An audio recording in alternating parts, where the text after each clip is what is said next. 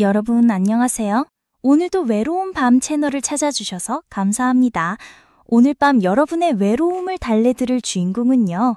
겉으로는 평범해 보이지만 내면을 들여다보면 아주 음란하고 야시시한 사연이 있는 분인데요.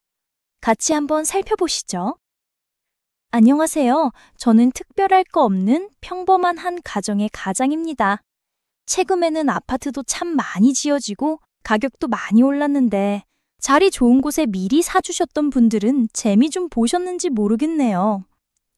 어쨌든 저랑은 전혀 상관이 없지만 요즘 같은 시세로는 아무래도 젊은 분들이 신혼생활을 아파트에서 시작하는 건 힘들지 않을까 싶네요. 사회 분위기가 많이 바뀌어서 그런지 요즘에는 옆집에 사는 사람들 얼굴도 아예 모르는 경우가 많다고 하더라고요. 저는 20년 전에 결혼을 해서 아실 분들은 아시겠지만 그때만 하더라도 이웃들과 가깝게 지내고 왕래가 잦았거든요. 아마 기억하시는 분들은 다 기억하실 거예요. 얼마나 이웃과 가깝게 지냈는지 말이죠. 당시에 저도 신혼집을 다세대주택으로 구해서 살았기 때문에 이웃들이랑 사이가 좋았었고 잠시 마을 한 바퀴만 걸어도 이웃집에 사는 사람들과 인사하고 살 수 있었던 분위기였습니다. 다세대 주택에 여러 사람들이 같이 살았지만 유독 저희 부부와 친했던 집이 하나 있는데 우리 집 바로 위층에 살았던 비슷한 나이대의 부부였습니다. 지금도 선명하게 기억이 나는 것이 위층임에도 불구하고 계단으로 올라가려면 한참을 돌아가야 해서 참 불편했던 기억이 납니다. 요즘에야 아파트 안에 계단도 많고 엘리베이터가 많아서 불편함이 좀 덜하겠지만 그때 당시의 집들은 왜 다들 그렇게 불편하게 지어놨는지 참 이해가 안 가네요. 저희 집 위에 살아서 친하게 지냈던 부부가 준영이네 부부인데 저 역시도 준영이네 바깥양변과 참 가깝게 지낼 정도로 사이가 좋았습니다. 가끔 동네 슈퍼 평상에 앉아서 맥주와 소주를 나눠 마시곤 했는데 그럴 때면 동네 사람들이 지나가다가 꼭 한 명씩은 합석해서 같이 마시고 그랬습니다. 그러다가 너무 늦으면 아내가 나와서 저를 찾아서 등짝을 때리곤 했죠. 참 정겨운 모습이죠. 그쵸?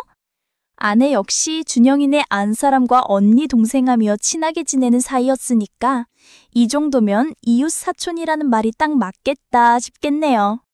지금 생각해도 그때 당시의 동네 분위기가 참 좋았던 것 같습니다. 밖에서 애들 뛰어다니고 놀다가 저녁 시간 되면 엄마가 불러서 저녁 먹는 그런 분위기요. 그러다가 어느 한 집 외출하거나 하면 대신 아이들도 돌봐주고 그랬었죠. 지금도 그런 동네가 분명히 있을 수도 있는데 아무래도 요즘에는 전체적으로 그런 분위기가 아닌 것 같습니다. 서로 조심하는 분위기죠. 어쨌든 그렇게 친하게 지냈던 저희 집과 준영이네 부부는 여름을 맞이해서 당시에 계곡에 한번 놀러 가기로 했었는데 저희가 당시에 고른 곳은 설악산이었습니다. 등산도 하고 내려오면서 계곡에 자리를 잡고 노는 것이었죠. 설악산까지 가는 길이 워낙에 멀던지 버스 대신에 준영이네 자동차를 타고 가기로 해서 그렇게 부부 동반 여름 휴가를 떠나게 됐습니다. 가는 길이 어찌나 복잡하고 멀던지 내비게이션도 없던 시절이라서 중간중간에 휴게소에서 지도를 펼쳐놓고 어디로 갈지 결정하고 그랬습니다. 휴게소도 별로 없어서 제가 옆에서 계속 지도를 보면서 말해줘야 했는데 생각해보니 요즘 세상이 참 좋아진 것 같기도 해요. 정확히 기억은 안 나지만 가는 데에만 6시간 정도가 걸렸습니다. 어느덧 저희들은 설악산에 도착해서 사진도 찍고 신나게 등산을 했습니다. 하지만 늦게 등산을 시작해서 그런지 정상까지 가지는 못했고 어느 정도 올라갔다가 계곡에 자리를 잡아서 쉬었죠. 설악산에 놀러 온 다른 사람들을 보니까 이미 자리를 잡고 돗자리 깔고 술 마시는 사람들이 보이더라고요. 우리도 당장 싸온 음식을 꺼내서 막걸리와 함께 먹는데 산속에서 이렇게 마시고 노니까 신선 노름이랑 다름없는 기분이었습니다. 날씨는 더웠지만 나무 그늘 아래에서 앉아 있으니까 선선하게 날씨가 딱 좋더라고요. 정말 행복한 시간이었습니다. 그렇게 앉아서 서너 시간쯤 떠들고 놀다 보니까 시간이 훌쩍 지나가 있었고 근처에 있는 모텔로 숙박업소를 정해서 가는 길엔 술도 사고 부부끼리 한 방씩 쓰기로 했습니다. 그렇게 씻고 준비하고 있으니까 영애의 부부가 우리 방으로 오더라고요. 이렇게 좋은 날에 도저히 빨리 잘 수는 없다면서 화끈하게 한잔 하고 자자고 말하길래 그렇게 다시 술판이 이어졌습니다. 이렇게 둘러앉아서 술을 마시니까 대학생들 MT에 놀러 온 것 같다면서 서로 옛날 얘기를 하면서 연신술을 들이키기 시작했습니다. 그러던 차에 준영이 아빠가 그러더군요. 이제 이렇게 같이 즐겁게 노는 것도 거의 마지막일 것 같다고 아쉬운 소리를 하길래 아니 도대체 왜 그런 말을 하냐고 했죠. 그랬더니 하는 말이 최근에 일이 잘 풀려서 서울에 있는 아파트로 이사를 가게 되었다고요. 아니 서울에 있는 아파트라니? 도대체 돈이 어디서 나서 갑자기 그렇게 됐냐고 물었더니 준영이 아빠는 대답이 없더군요. 저도 정들긴 했지만 지긋지긋한 공내에서 벗어나고 싶은 마음만은 컸었는데 계속해서 재촉하며 물었을 준영이 아빠는 무겁게 입을 열었죠. 요즘 코인 투자에 크게 성공해서 일하지 않고 사실 지금 여기 이렇게 설악산 여행 가는 것도 계속 놀면서 다니는 거라고요. 믿을 수 없었죠. 도대체 어떻게 투자를 했길래 저는 너무 부러웠습니다. 준용이 아빠에게 그 비법을 물어본다는 사실을 깜빡 잊은 채 따뜻한 방에서 편하게 술을 마시니까 금방 취기가 올라왔고 그렇게 저는 어느 순간 필름이 끊어져서 그대로 자버렸습니다. 술에 취해 한참을 자고 있는데 제 옆에 아내가 누워서 자고 있는 것 같더라고요. 이렇게 좋은 데 왔는데 곧바로 자기가 아쉬워서 그런지 아내에게 입을 맞추며 아내의 몸을 후끈 날아오르게 하기 위해서 입과 손을 바쁘게 움직이며 몸을 자극하기 시작했습니다. 그날따라 아내가 향기도 좋고 술에 취해서 그런지 저도 좀 불끈했던 것 같습니다. 분명 제 그곳에도 신호가 오고 풍선처럼 부풀어 오른 것을 느꼈지만 너무 술에 취해서 별다른 재미를 보지 못하고 바로 자버렸거든요. 그렇게 몇 시간 자고 있다가 갑자기 눈이 번뜩 뜨렀습니다. 그랬더니 제 옆에서 자고 있던 아내가 보이지 않더라고요. 아무리 술김이라도 그렇게 갑자기 사라진 아내가 걱정이 되기도 하고 혹시라도 어디 다친 게 아닐까 하는 높아짐에 저는 아내를 찾으러 다짜고짜 방을 나섰습니다.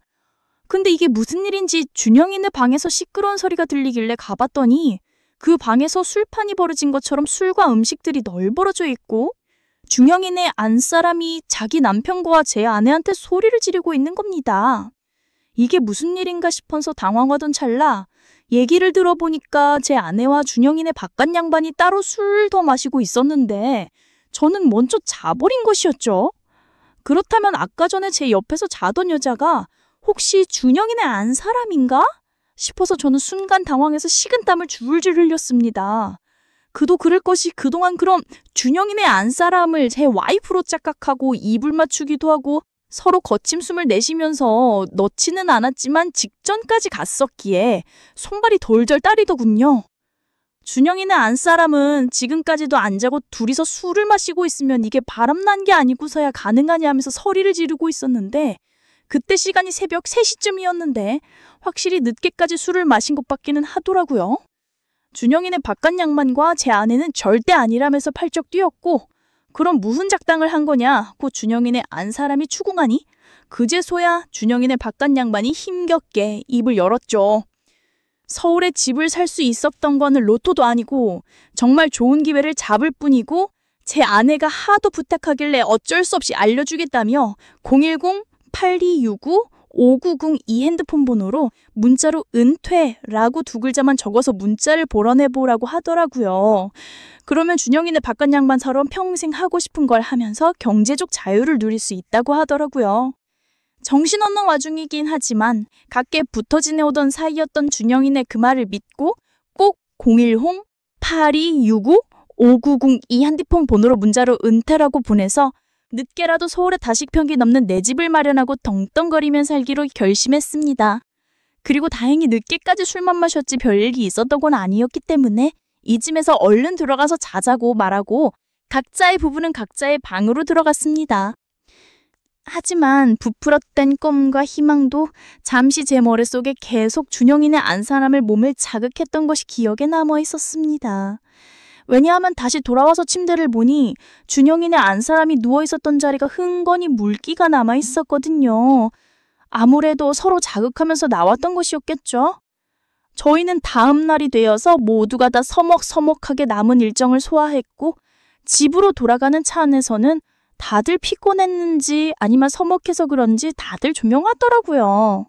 저는 준영이네와 함께 지도를 열심히 보면서 다시 집을 찾아갔고 우여곡절 끝에 또다시 집으로 돌아올 수 있었습니다.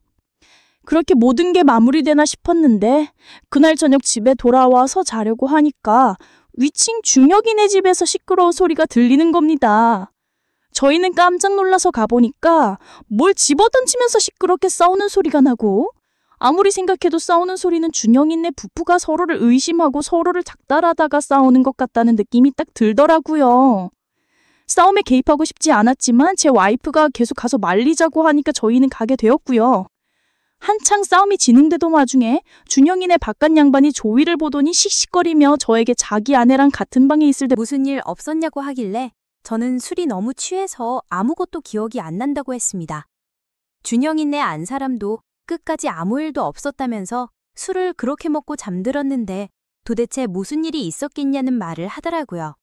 아무래도 준영이네 바깥 양반이 계속 자기 아내한테 잔소리를 듣다 보니까 화가 나서 나름대로 반격을 한 것 같은데 결국에는 더 싸우게 되는 행동이 된 것 같았어요. 저희는 두 사람을 진정시키고 발내고 내려왔습니다. 그리고 다음 날이 되었고 저는 출근을 해야 하기 때문에 허겁지겁 출근하느라 전후 사정을 알 수 없었지만 퇴근 후 집에 돌아와서 아내에게 들어보니 준영이네 남편이 저와 자기 와이프가 바람핀 줄 알고 자기 와이프를 때렸다고 하더라고요. 그래서 저는 분명히 그건 오해라고 말하지 않았냐고 술에 취해서 아무것도 안 하고 잠만 잤는데 도대체 왜 그랬냐고 했죠. 그래도 준영이네 남편에겐 그게 통하지 않았다면서 자기 와이프도 계속 말이 바뀐다고 그러더라고요. 저는 순간적으로 심장이 덜컥 내려앉았습니다. 혹시나 그 사실이라도 앓게 되면 난리가 날 것 같았기 때문이죠. 그렇게 그 다음 날이 되어서 저는 준영이네 안 사람을 찾아가서 사과를 하려고 했는데 마침 남편이 화가 나서 친구들이랑 낚시하러 갔다며 내일이나 들어오겠다며 찾지 말라고 말하고 집을 나갔다고 하더라고요. 그렇게 저는 맥주를 사와서 준영이네 안 사람과 술을 마시면서 사과도 하고 위로를 해주려고 했습니다. 괜히 저 때문에 오해를 받게 해서 미안하다고 사과했죠. 그러자 조용히 있던 준영이네 안 사람은 갑자기 저에게 다가오며 정말 기억이 안 나냐고 하더라고요. 자기는 사실 모든 게 다 기억이 난다면서 기분 나쁘지 않은 기억이라고 말하길래 순간 귀를 의심했습니다. 그래서 저는 바깥 양반이 그렇게 때릴 때 차라리 저를 팔았으면 되지 않았냐고 물었더니 눈물을 글썽이며 저를 지켜주려고 일부러 끝까지 말을 안 했다고 하더라고요. 정말 의리 있는 여자라고 생각했습니다. 그러면서 하는 말이 끝까지 남편한테는 그날 있었던 얘기를 안 할 테니까 그때 하던 걸 마저 하자고 말을 하면서 갑자기 제 입술에 들이대기 시작하는 겁니다. 저는 너무 당황해서 이러면 안 된다고 했지만 그러면 남편에게 모든 걸 다 말하겠다고 저를 협박하기 시작했고 저는 괜히 싸움을 만들기 싫기도 하고 평소 친하게 지내던 부부의 안 사람과 한데는 야릇한 짜릿함 때문에 그렇게 저희는 뜨겁게 서로를 탐하기 시작했습니다. 저희 와이프도 마침 친정에 갔겠다. 준영이네 바깥 양반도 안 들어온다 했겠다. 저희는 마음 놓고 즐기기 시작했습니다. 평소 아내와 다른 매력을 품고 있고 저희 아내는 참하고 순중적으로 보이는 스타일이라면 준영이네 안 사람은 날씬하고 짝 달라붙는 옷을 주로 입고 남자를 홀리는 묘한 매력이 있는 여자였죠. 아마 저 말고도 이 동네에서 준영이네 안 사람을 보고 입맛을 다지는 남정네가 한둘이 아니었을 겁니다. 어차피 아랫집이 저희 집이다 보니 다양한 자세로 거칠게 움직여도 쿵쿵거린다는 민원이 들어올 일도 없고 서로 마음껏 소리내면서 했었죠. 저도 이날 처음 느꼈지만 저희 아내와는 다르게 뭔가 안쪽이 쫀쫀하다고 해야 하나요? 넣자마자 부드럽고 따뜻한데 꽉 조여주는 암적이 정말 참을 수가 없더라고요. 드디어 저희의 강렬했던 몸짓이 끝났고 준영이네 안 사람은 정말 좋았다면서 종종 남편이 없을 때마다 이렇게 와서 놀다가 가라고 하더라고요. 자기 남편은 너무 기력도 없고 크기가 제 것만도 못해서 싫다면서요.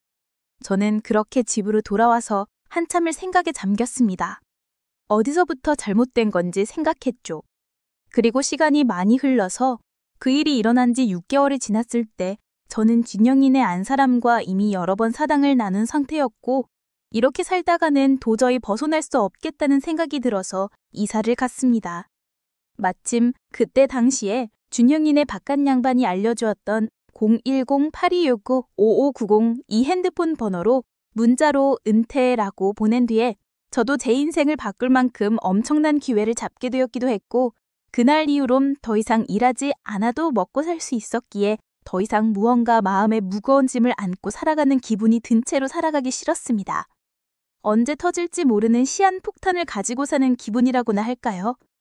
저에게 새로운 인생을 살아갈 기회를 준 준영이네 부부는 어떻게 살아가고 있을지 가끔 궁금하기도 하지만 아무튼 그때 그 일은 그렇게 무덤까지 가지고 가야 하는 일이 됐습니다. 절대 제 와이프에게 그때의 일을 들키고 싶지 않습니다. 자, 오늘의 사연은 여기까지네요. 긴 사연 끝까지 들어주셔서 감사합니다. 구독과 좋아요 잊지 말아주세요.